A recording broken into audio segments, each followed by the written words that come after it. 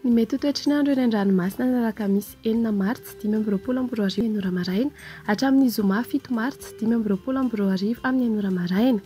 Tombanana hikorotana ny toetry ny andro any an-dranomasina noho ny alin-drano avy atsinanana any amin'ny morontsiraka avaratra atsinanana nosy ho farany herinandro izao. Foana kosa ny fampitandremana amin'ny morontsiraka atsimony nosy.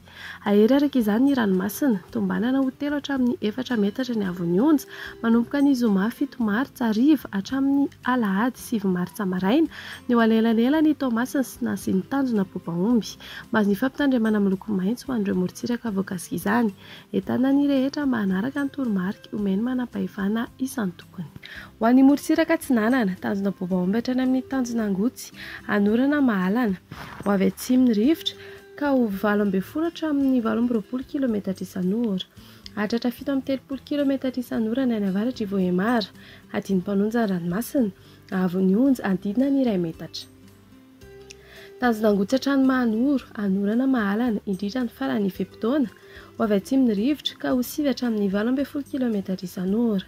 Hatratra 8:20 kilometatra isan'ora ny any avaratra i Sainte-Marie. Adiny mpanonja ny Anonjabe ny ranomasina ahavon'ny onja 1 hatramin'ny 1,5 metatra. Mahanoratra ny Taolagnaro rena tandrifindrahoana ny any atsimony farafanganany maraina ho avy avaratra atsinanana ny rivotra ka ho 7 hatramin'ny 8:20 kilometatra isan'ora. Anonjabe ny ranomasina ahavon'ny onja andidina ny 1,5 hatramin'ny 2 metatra. Taolagnaro hatrany amin'ny tanjona Vohimena andrahoana mitsitokotoko ho avy atsinanana ny rivotra ka ho 8:20 hatramin'ny 8:20 kilometatra isan'ora.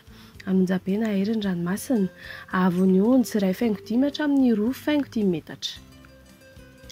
Ho an'ny morontsiraka andrefana tanjona Vohimena hatrany amin'ny tanjona Ankabo andrahoana mitsitokotoko na Ibalikan'ny masoandro ho avy atsimona atsimo atsinanana ny rivotra ka ho 8:20 hatramin'ny 8:20 kilometatra isan'ora.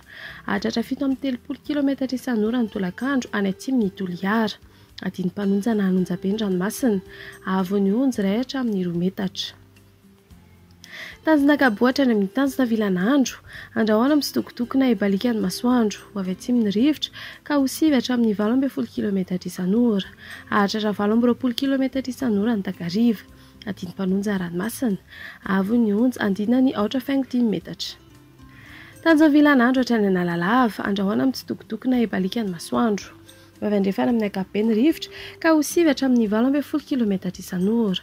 Ho toy ny ranomasina ahavon'ny onja ho latsaky ny 8,5 metatra. Analalava hatrany amin'ny tanjona Bobaomby anorana tandrifindrahoana vitsy ho avy atsimo amin'ny ankapobeny ny rivotra ka ho 7 kilometatra isan'ora. Ho toy ny ranomasina ahavon'ny onja ho latsaky ny 8,5 metatra.